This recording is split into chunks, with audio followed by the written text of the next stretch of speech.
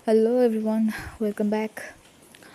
I know story let है 2-3 दिन, सो उसके लिए माफ़ कर दो। और थैंक यू मुझे सुनने के लिए। और हाँ, मैं रेकमेंड करूँगी कि तुम लोग धुरंधर जाके देखो थिएटर में। हाँ, कुछ दिन बाद OTT प्लेटफॉर्म में अवेलेबल हो जाएगी, बट आई विल रिकमेंड कि तुम लोग जाओ और थिएटर में बैठ के देखो। उसका मज़ा ही कुछ और है। ओके, तो शुरू करते हैं स्टोरी। पिछले पार्ट में हमने ये देखा था कि अर्जुन और अन्वी बहुत परेशान कर रहे थे वान्या को। और वो परेशान हो चुकी थी बहुत ज़्यादा फ्रस्ट्रेट, और उसने डांट के बिठा दिया था उन दोनों को कि जाओ यार, तुम लोग काम करो अपना, जो मैंने काम दिया है, और बस वो काम करो, मुझे डिस्टर्ब मत करो, अब मुझे अकेला छोड़ दो, काम करने दो मुझे। और वो लोग चले गए थे काम करने, और तब भी उन दोनों की खुसर खुसर चल ही रही थी। कुछ ना कुछ बातें चली रही थी उन दोनों में। और थोड़ी देर बाद वान्या के असिस्टेंट का कॉल आता है। उसने कॉल पिक किया और सामने से आवाज़ आई, मैम आपसे कोई मिलने आया है। वान्या ने बोला, कौन है वो, और थोड़ा वेट करवाओ उसे, मुझे अभी काम है, मैं कॉल करती हूँ, और तब उसे अंदर भेज देना। वान्या के असिस्टेंट ने बोला, ओके मैम, और उसने कॉल रख दिया। थोड़ी देर बाद वान्या ने अपना काम ख़त्म किया और उसने अपने असिस्टेंट को कॉल करके बोला कि उसे अंदर भेज दो। और उस इंसान ने गेट खोला। टॉल, शार्प, हैंडसम, और फेस विदाउट एनी एक्सप्रेशन, वो अंदर आया। और अंदर आके उसकी सबसे पहले नज़र गई वान्या के ऊपर। वान्या को उसने कुछ देर देखा और फिर पूरे रूम को वो देखने लगा, और वहाँ पे उसने देखा अन्वी और अर्जुन बैठे थे वहाँ। और अन्वी और अर्जुन कंफ्यूज कि सडनली ये कौन आ गया रूम में, और वो भी देख रहे थे उसे। और वो इंसान थोड़ा सा शॉक था कि वान्या और अन्वी एक ही रूम में एक साथ काम कर रहे हैं और एक ही प्रोजेक्ट में। वो अंदर आया, वान्या उसकी तरफ ही देख रही थी, और वो इंसान वहाँ आया और अपनी गॉगल उतारी उसने, और वो अपने गॉगल उतार के वहाँ खड़ा हो गया। वान्या उसकी तरफ देखने लगी और उससे बोला, बैठ सकते हो आप, और वो इंसान बैठ गया। उस इंसान का नाम है Kabir Khanna, one of the businessman, जो राइवल भी नहीं है बट कंपनी के लिए अच्छा भी नहीं है। तो वान्या सोच रही थी कि सडनली ये इंसान यहाँ पे क्यों आ गया।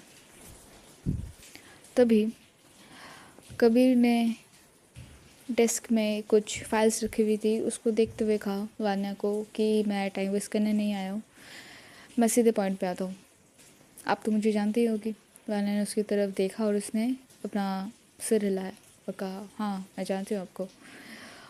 और कबीर ने कहा, मैं सीधे पॉइंट पे आता हूँ, मुझे ये प्रोजेक्ट चाहिए जो आप दोनों मिलकर कर रहे हो। उसने अपना हाथ ऐसे पॉइंट किया पीछे, और बेसिकली वो अन्वी को दिखा रहा था कि अन्वी और आपको जो प्रोजेक्ट मिला है वो मुझे करना है। और वान्या भी लाइक, मैं तुम्हें क्यों दूँ, अचानक से तुम कहीं से भी आ गए और मैं तुम्हें क्यों दूँ। वो अपने मन में सोच रही थी, और फिर उसने कामली कबीर की तरफ देखा और कहा, अच्छा, और आपको क्यों लगता है कि मैं आपको ये प्रोजेक्ट दे दूँगी। कबीर ने कहा कि आप मुझे दे दोगे, इसमें सोचने वाली क्या बात है। ये सुन के पीछे बैठी हुई अन्वी का एक्सप्रेशन एकदम सीरियस हो गया, और वो मन में सोचने लगी कि भाई ये इंसान कौन है, अचानक से आ गया और इसे हमारा प्रोजेक्ट लेना है, ऐसे कैसे। ऐसे वाले एक्सप्रेशन थी उसकी कि ऐसे कैसे दे दूँ भाई प्रोजेक्ट तुझे। पर उसने कुछ बोला नहीं, और वो बस देख रही थी कबीर की हरकतें कि वो क्या कर रहा है। फिर कबीर ने कहा, आप लोगों को पता है एक बात, ये प्रोजेक्ट ना मुझे मिलने वाला था, पर पता नहीं आप लोगों को कैसे मिल गई। और ये बात वो साइड आई दे के बोल रहा था अन्वी को। और फिर वो फिर से सामने घूम गया और वानी की तरफ देखते हुए बोला कि हम लोग पार्टनरशिप कर लेते हैं,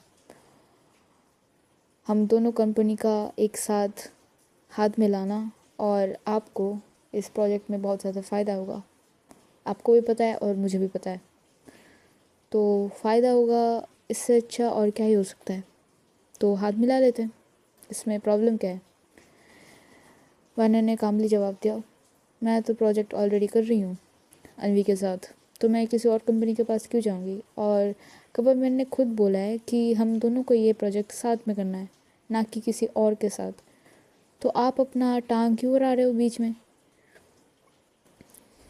अनवी, ये सब बातें चली रही थी तभी अनवी वहाँ से उठ के वान्या के पीछे जाके खड़ी हो गई और उसने कहा, देखो कबीर साहब, ऐसा है कि आप यहाँ से निकल जाओ, वरना हमको पता है कि आपको यहाँ से कैसे निकालना है, तो शराबत से निकल जाओ यहाँ से। और हमें कोई डिटेल्स वगैरह नहीं चाहिए कि आप क्यों आए हो, ये वो कुछ नहीं सुनना, आपको यहाँ से जाना चाहिए। और कबीर उन दोनों को घूर रहा है और वो खड़ा हो गया और वो ज़्यादा टाइम गेट खुल के और वो ज़्यादा टाइम पीछे ऐसे मुड़ा और उन दोनों को घूर के वो बाहर निकल गया। वो ऑफिस से बाहर निकला ही था, उसके फ़ोन पे एक कॉल आया और उसने जैसे ही फ़ोन की तरफ देखा उसके पसीने छूटने लगे और फिर उसने वो कॉल उठाया और दूसरी तरफ से आवाज़ आई, क्या हुआ, दोनों में से कोई नहीं माना, राइट, तुम उन दोनों को मना नहीं पाए और ये टेंडर भी हाथ से चला गया, तब भी तुम नहीं बचा पाए और आज भी तुम उन दोनों को कन्विंस नहीं कर पाए। एक रकम तक तुमसे कोट नहीं करी गई वहाँ पे और यहाँ तुम उन दोनों को कुछ बोल भी नहीं पाए, कुछ भी नहीं, तुम्हारे मुंह से कोई आवाज़ तक नहीं निकली और उन दोनों ने तुम्हें अपने ऑफिस से निकाल दिया। ऐसा ही है ना। कबीर ने डरते हुए कहा कि मैं तो कोशिश कर रहा हूँ बट वो दोनों नहीं मान रहे, बस ढीठ की तरह खड़े हैं, मुझे कुछ मिल भी नहीं रहा उन दोनों के खिलाफ।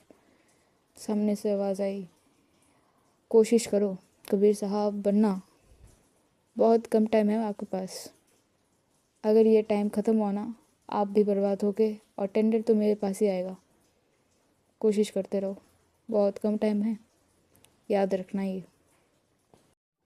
और वो अपने पॉकेट से हैंड की निकाल कर अपने पसीने पोंछे और एलिवेटर के अंदर चला गया और अपने पॉकेट से फ़ोन निकाल कर उसने कैसे को टेक्स्ट किया कि मुझे ये डिटेल्स रात तक मुझे मिल जाना चाहिए। और उसने अपना फ़ोन ऑफ करके अपने पॉकेट में रख लिया और जैसे लिफ्ट नीचे आई वो निकला वहाँ से और अपने गाड़ी में बैठकर निकल गया वहाँ से।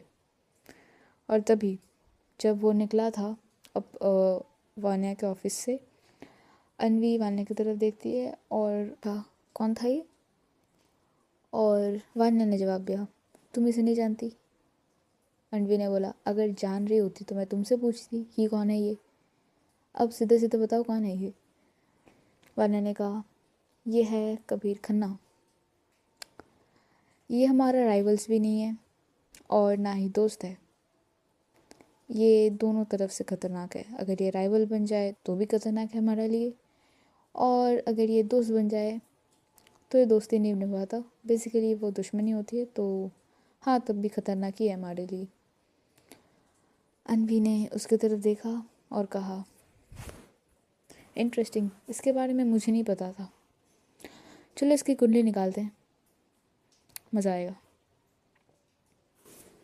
अर्जुन वहाँ से आवाज़ देते हुए कहा, अनवी जी आप मुझसे पूछो ना, मुझे सब पता है इसके बारे में, आप टेंशन क्यों ले रही हो, किसी और को काम देने से अच्छा मुझसे ले लो, मैं आपको इन्फॉर्मेशन देता हूँ, इतनी टेंशन नहीं लेनी, मैं आपको सारी की सारी इन्फॉर्मेशन देता हूँ। ओके, इधर आ जाओ, आप आपको डिटेल्स में ब्रीफिंग देंगे आज इसके बारे में। और इसने जो कांड कर रखे हैं ना, दिन ख़त्म हो जाएंगे लेकिन इसके किस्से ख़त्म नहीं होंगे, इतना बदतमीज़ आदमी है ये। तो आ जाओ यहाँ पे, आ जाओ यहाँ, मैं आपको बताता हूँ क्या क्या किया इसने। अनवी वान्या ने दोनों की तरफ देखा और वान्या ने बोला, तुम दोनों ना चुपचाप कर तुम दोनों चुपचाप अपना काम करो और ये सब बकवास छोड़ो, अपना काम करो जाके, और अगर कोई काम नहीं है तो तुम दोनों अपने घर जाओ, मुझे डिस्टर्ब करना बंद करो, तब से कुछ ना कुछ बातें किए जा रहे हो तुम लोग। कोई इंसान काम कर रहा है, नहीं काम करने नहीं देना, कुछ भी बोलना है, बस काम करो अपना, एक तो वो पागल आदमी आके दिमाग ख़राब करके गया, अब तुम दोनों मत करो, जाओ अपना काम करो। अन्वी ने अर्जुन की तरफ देखा, अर्जुन ने अन्वी की तरफ देखा और दोनों ने स्माइल किया, लाइक एक दूसरे को कह रहे हो कि हाँ पागल तो है ही, बोलने दो इसे। फिर अन्वी अर्जुन के वहाँ चली गई और वहाँ जाके बैठ गई वो, और उसने अर्जुन से उसके कान के पास जाके कहा कि ये सच में गिर गई थी क्या? अर्जुन ने कहा कहाँ से? अन्वी ने कहा बचपन में किसी ने गिरा दिया था क्या इसको गोद से, या फिर जल्दी जल्दी कहीं गिर गई थी सीढ़ियों से, चोट लग गई दिमाग में। ऐसे ऐसे हरकतें ये कैसे कर सकती है? इंसान नॉर्मल भी होता है कभी कभी, इसको तो मैंने कभी नहीं देखा नॉर्मल। अर्जुन ने कहा कि इसका तो पता नहीं, बट मुझे लगता है ये सच भी हो सकता है, क्योंकि मुझे भी वही लगता है बचपन से कि ये कहीं गिर विर गई थी और तब से इसका दिमाग सटका हुआ है। अनवी ने बोला हाँ तुम्हें भी लगता है ना ये? अर्जुन ने बोला हाँ मुझे भी लगता है। अनवी ने बोला मुझे भी सेम लगता है।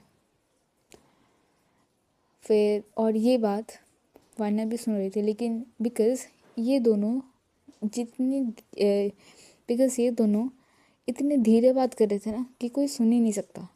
वान्या वहाँ से इन दोनों को देख रही थी और वो आई उठ के और इन दोनों को पकड़ के बाहर निकाल दिया कैबिन से कि अब जाओ, अब मैं गिर गई थी ना, अब जाओ, ये पागल इंसान तुम दोनों को बाहर निकाल रहा है ऑफिस से, अब जाओ जिससे कंप्लीट करना है करो, बाय। और वो गेट लॉक कर देती है। तो गाइज़ मैं सोच रही हूँ कुछ ना देने से अच्छा कुछ देना होता है। तो बस आज के लिए बस इतना ही, और आगे की स्टोरी बहुत अच्छी आएगी, लाइक जो तुम लोग समझ रहे हो वही आएगा। तो देखो मैंने वैसे भी डिले कर दिया 3 दिन, तो मैंने सोचा कि आज कुछ ना देने से बेहतर है कुछ देना। तो स्टोरी छोटा ज़रूर है, बट आज का पार्ट छोटा ज़रूर है, बट मैंने दिया तो सही, है ना? तो उसके लिए रख लो।